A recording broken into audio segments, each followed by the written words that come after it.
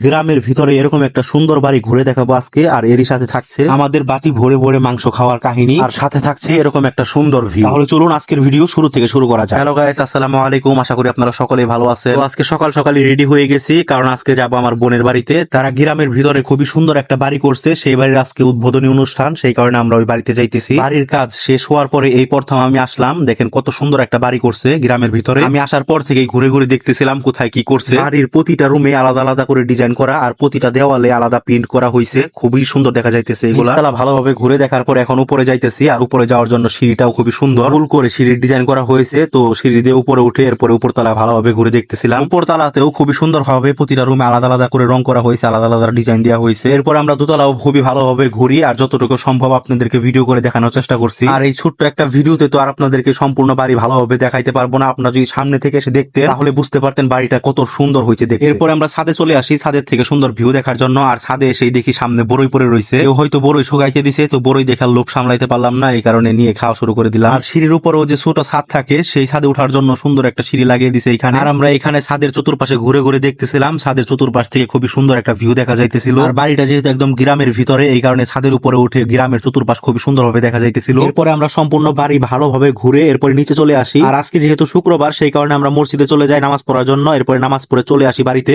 আর বাড়িতে আসার পরে আমরা সিরিয়ালে বসে যাই খাওয়া দাওয়া করার জন্য। অনেক মানুষ দাওয়াত দেওয়া হয়েছে, এই কারণে এইভাবে লাইন ধরে বসতে হবে। এরপর আমরা এখান থেকে এইভাবে খাওয়া দাওয়া শেষ করলাম। তবে লাইনে যেই পরিমাণে মাংস দেওয়া হয়েছে ওগুলা যেহেতু আমাদের হবে না, আমাদের আরো লাগবে। এই জন্য আমরা এক বাটি করে মাংস উপরে নিয়ে আসি, আর আমরা এই কয়জনে মিলে শেষ দিতেছি মাংসগুলো। দেখেন আমি শুধু বলছিলাম যে মাংসের একটু ভিডিও করি, এই কারণে দেখেন ওরা তাকিয়ে রয়েছে খাওয়ার জন্য কিভাবে। তো যাই হোক, আমার বোনের নতুন বাড়িটা এটা কেমন লাগছে আপনাদের কাছে অবশ্যই কমেন্ট করে জানাবেন। তো আজকের ভিডিওটা এই পর্যন্ত। এরকম মিনি ভ্লগ দেখার জন্য আমার পেজটা ফলো করে রাখবেন। আল্লাহ হাফেজ।